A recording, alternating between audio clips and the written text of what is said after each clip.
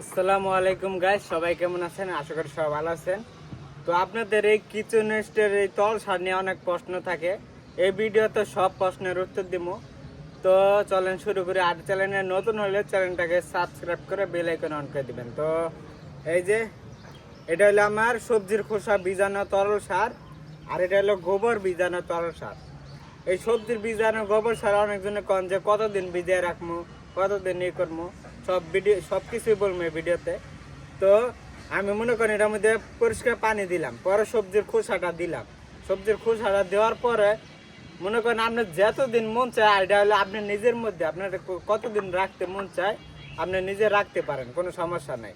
আবার চাইলে মনে করেন 3-4 দিন রাখছেন, এখন আপনার মাটি প্রস্তুত, মাটির মধ্যে দিবেন, গাছের গোড়ায় দিবেন, আপনার যে কোনো একটা জিনিস দিয়ে উঠাইয়া মাটির গোড়ার মধ্যে দিতে পারেন, কোনো সমস্যা নেই। এটা কতদিন রাখবেন এটা কোনো নাই, এটা আপনি নিজের মধ্যে কতদিন রাখবেন। আর আপনারা যখন এই সবজির খোসার মধ্যে মানে বালতির মধ্যে পানি দিয়ে সবজির খোসাটা দিবেন, তখন এই পানিটা ইউজ করতে পারবেন।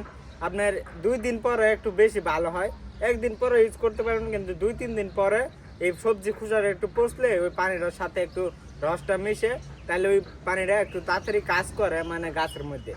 তো আপনারা আর এটা সারাটা জীবন আপনি চাইলে এই সবজির খোসা সবসময় ভিজিয়ে রাখতে পারবেন, কোনো সমস্যা নেই। যদি আপনার সবজি খোসা দরকার মনে করেন আরো আছে, এই বালতিগুলা দরকার নাই, এই যেগুলা সবজি খোসা দরকার নাই, তাহলে আপনারা এই বালতির মধ্যে ভিজিয়ে রাখেন, কোনো সমস্যা নেই। আপনি চাইলে আরো সবজির খোসা দিয়ে এইভাবে করতে পারেন। আর এই সবজির খোসা মনে করেন পানিটা দিলাম, এই পানি দিয়া আপনি পানিটা শেষ করে লাইলাম, এখন আবার নতুন করে পানি অ্যাড করে দিতে পারবেন। এইভাবে আপনারা সবসময় ব্যবহার করতে পারবেন। মনে করেন পুরা সবজির খোসা সব পানিটা দেওয়া লাইছি, এখন কি আবার নতুন করে সবজির খোসা দিতে হইব নাকি? আপনারা চাইলে দিতেও পারেন, আবার নাও দিতে পারেন, নতুন করে আবার পানি অ্যাড করে দিয়ে দিবেন। এইভাবে আমি সবজির খোসার পানি সবসময় গাছে গোড়ায় দিয়ে থাকি। এই যে সবজির খোসা যে আছে বীজাণু, এগুলা মনে করেন আমি খুব এখন তো আমার এই যে ডাম ভরা দেখেন না, এই ডাম ভরা সবজির খোসা আছে।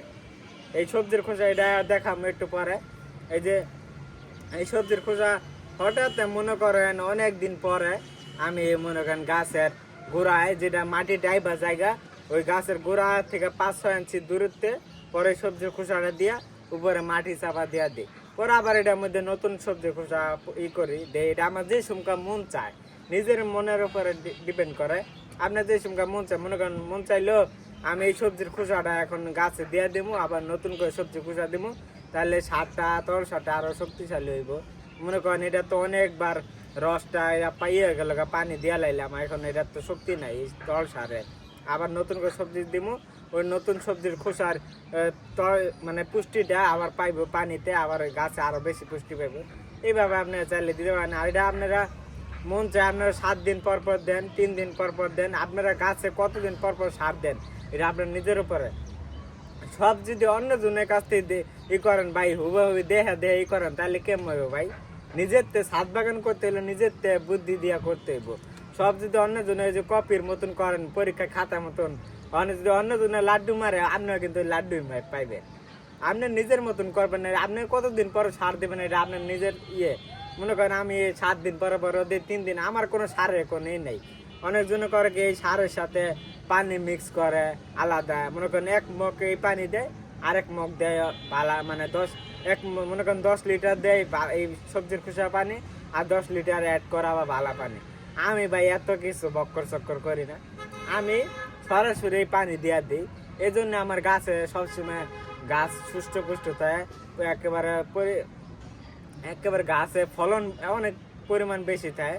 এই জন্য আমার এরকম ভাবে ফলন ধরে। আমি কোনো পানি টানি অ্যাড করি না, এই 1 মুখ করে এই পানি দিয়ে দিই, এই সবজির খোসা পানি। আর গোবর ভিজানো পানির কথা কি বলবো, এটা তো খালি গোবর ভিজিয়ে রাখবেন, আর কোনো কাজ নাই। গোবর ভিজিয়ে রাখবেন, পানিটা দিবেন, পানি শেষ হয়ে যাবো গা, আবার নতুন পানি অ্যাড করে দেবেন, এইভাবে চলতেই থাকবো। আর আপনারা পানি সার দিবেন হলে মনে করেন 1 সপ্তাহ পর পর বা 7 দিন পর পর। ড্রাগন গাছে কিন্তু এত পরিমাণ সার লাগে না, 7 দিন পর পর বা 1 সপ্তাহ 15 দিন পর পর দিলে হয়, মাসে 2বার করে দিলে। ড্রাগন গাছে কিন্তু পানি কম লাগে। আমি আগেও বলছি ভিডিওতে, ড্রাগন গাছের লোক একটা জাতীয় গাছ, ওটা ভিতরে এমনি পানি থাকে। বেশি পানি দিলে গাছে গোড়া পচে যাবে, গাছ মরে যাবে গা। এই জন্য অন্যান্য গাছে দিতে পারেন, ওটা মাটি বুঝা, যদি মাটি ভিজা থাকে তাহলে দিবেন না, মাটি যদি একেবারে শুকিয়ে সাদা হয়ে যায় তাহলে দিবেন। আর 7 দিন পর পরে গাছে সবজির খোসার পানি দিবেন। আর আপনার শুকনা সার দিবেন, বৃষ্টিকালে শুকনা সার দিবেন। আর এই যে এখন তো পানি সবসময়, মাটি সবসময় শুকাই যাব, এখন এই যে কিচেন স্টের তল সার দিতে পারেন যে কোনো। আপনার ফুল আসলে এই কলার খোসা ভিজান। আর এটার মধ্যে কিন্তু আমার সব ধরনের পুষ্টি আছে, আমি কিন্তু আলাদা খুব কম ভিজাই। মনে করেন ওই যে কলার খোসা জল আলাদা আলাদা ভিজায় রাখে। আমি এত প্যারা নিতে আমি ছাদ বাগান করি না। এত প্যারা নিয়ে একেবারে ছাদ বাগানের লেগে জান দিয়ে দিম ওইভাবে আমি ছাদ বাগান করি না। ছাদ বাগান করতেছি শখের জন্য। ওই ছাদ বাগানে যদি সব একেবারে সব সময় দিয়া দিই তাহলে আমি অন্য এক কামলে আমার থাকলে হইতো না। এই জন্য আমি সব ধরনের কাম করি। এই ছাদ বাগানে এই একটা ইয়ের মধ্যে আমি সব ধরনের সবজি দিই। পেঁয়াজের খোসা আছে, মানে গাছের যত ধরনের পুষ্টি আছে সব এই একটা সারে পাওয়া যাবে, বুঝছেন? তো এইভাবে আপনারা কিচেন স্টোর তল সার ব্যবহার করবেন বলে দিলাম। কিন্তু আপনারা চাইলে 3 দিন পরে এই সার দিতে পারবেন। আর ভিজিয়ে রাখবেন কতদিন আপনারা বলেন? ভিজেরা আপনার যতদিন মন চায় ততদিন ভিজিয়ে রাখবেন, কোনো অসুবিধা নাই, আপনার যতদিন মন চায়।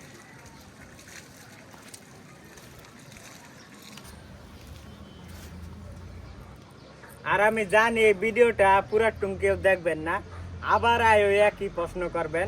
ভাই কোনো জীবনে যদি কিছু করতে চান, আপনারা যেটা শিখতে চান ওটা ভিডিওটা পুরা সম্পূর্ণ দেখেন, তাহলে কিছু শিখতে পারবেন। ওই যেটা নিয়ে ভিডিও বানাই, আপনি যেটা নিয়ে প্রশ্ন করবার চান ওইটার মধ্যে ওইটা নিয়ে ভিডিও বানাই, ওই যেটা নিয়ে প্রশ্ন করেন ওই ভিডিওর মধ্যে, যেটা নিয়ে ভিডিও বানাই ওটার মধ্যে আবার ওই প্রশ্ন করেন, তাহলে ভাই কেমন হইব?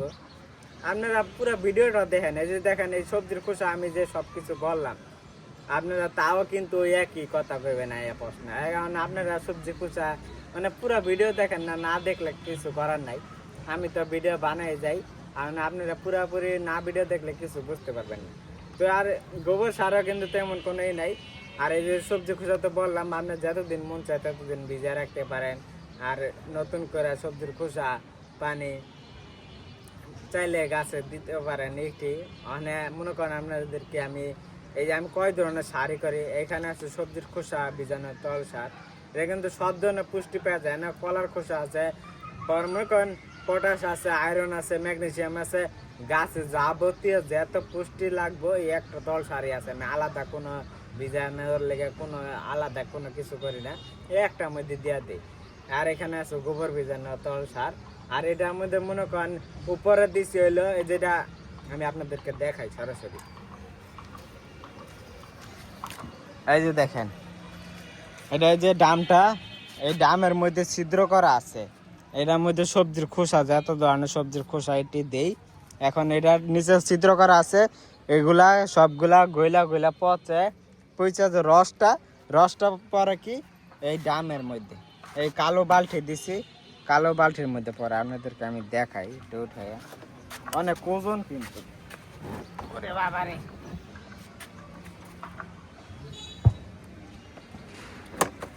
এখন তুই কালকে দিছি তো, এখন তুই পচে না, এই জন্য খুব কম জমছে। কালকে মাত্র দিছি এই সবজির খোসাগুলা, কয়েকদিন গেলে রোদের তাপে পচে যাইব, পরে এই রসটা সব এইখানে বালতির মধ্যে জমা হইব।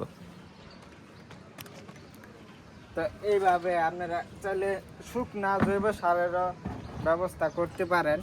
শুকনা জৈব সার ব্যবস্থা করার জন্য এরকমভাবে একটা ডাম কিনা, ডামের ভিতরে আপনারা শুকনা জৈব সারটা দিবেন, ডামের ফুটা করে রাখবেন।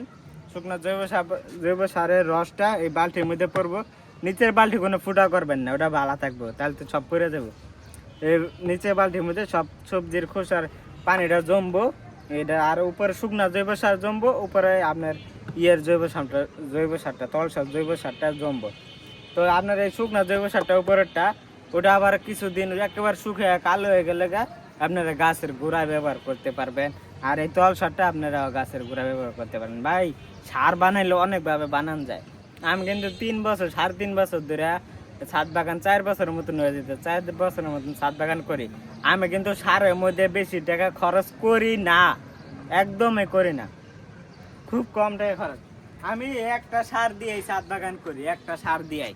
কোনো ছাদ বাগানে বেশি তোর কোনো টাকা খরচ করি না ভাই। আমি চলি ধরতে গেলে কি জানেন ভাই, আমি চলি, আমি আমার মার টাকা দিয়ে চলি। এখন যে এগুলো যা করি বুঝছেন, আমার মায় আমার হাত খরচের টাকা দেয়, ওগুলা থেকে আমি ছাদ বাগান করি। আর এখান থেকেই আমি সব কিছু করি ভাই। আমি আলাদা কোনো খরচে আমি ছাদ বাগান করছি। দেখেন আমি ইউটিউব চ্যানেলটা খুলছি যে বিনামূল্যে কীভাবে ছাদ বাগান করবে। কতজনে ভাই কতভাবে ই করে, সব ধরনের সার ব্যবহার করে, শিমকুচি, হাড়গুড়া। এটা আমি এই যে ড্রাগন গাছে বাগান করছি, আমি খালি ড্রাগন গাছে বাগানের লেগে এই শিমকুচি, হাড়গুড়া, এগুলা, এই যে জিপসাম, এগুলা কিনবো 1 কেজি করে। খালি এগুলো আমি কিন্তু এগুলো দিতাম না। আমি চাইলে কিন্তু নাও দিতে পারি, কিন্তু এগুলো দিলে একটু আমার ড্রাগন গাছে বেশি ভালো নেবে। এই 4 বছর পরে আমি এখন ড্রাগন গাছে বাগান করতেছি। এখন এই কিনতে পারি 2-3 প্যাকেট এই যে 1 কেজি করে হাড়গুড়া শিম করছি। কিন্তু আমি এই 3-4 বছর ধরে এই ছাদ বাগান করতেছি, কোনো এগুলা আলাদা কোনো সার ব্যবহার করি না, এত খরচ করি না।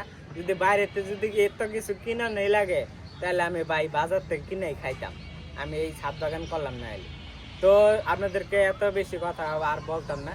তো সবাই ভালো থাকবেন, সুস্থ থাকবেন, আল্লাহ হাফেজ।